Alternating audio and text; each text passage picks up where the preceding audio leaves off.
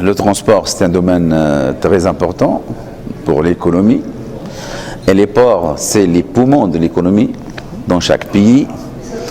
Et la STAM, en tant qu'opérateur, est l'un des éléments par lequel respire ces poumons-là, donc respire l'économie tunisienne.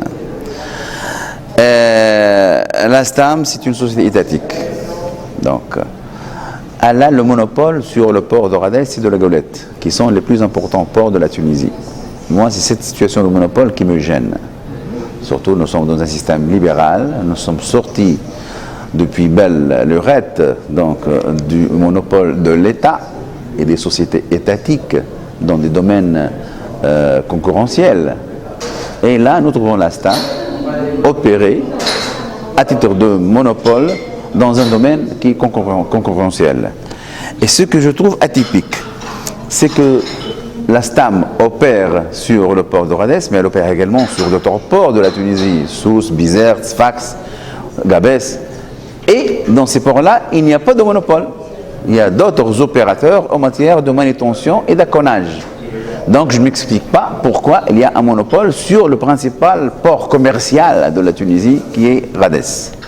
Donc là, vous êtes vraiment pour la libéralisation? Pour la libéralisation, parce que la libéralisation, donc, ça va d'abord pour la concurrence. La concurrence est bénéfique pour tous les opérateurs économiques.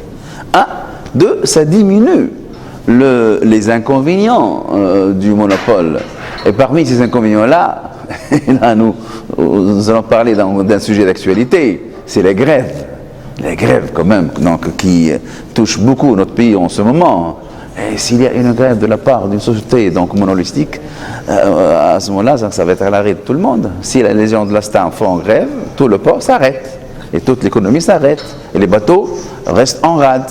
Et ça nuit à l'image de marque de notre pays. La législation évolue en Tunisie, donc il y a le code de commerce maritime qui régit le droit des transports en Tunisie. Il y a la convention d'Hambourg qui a été adoptée donc, par la Tunisie et qui est entrée en vigueur depuis 1992 en Tunisie. Il y a de nouvelles lois qui ont été donc, adoptées, notamment pour le transport multimodal. Donc sur le plan législatif, la Tunisie bouge. Il y a beaucoup de textes législatifs.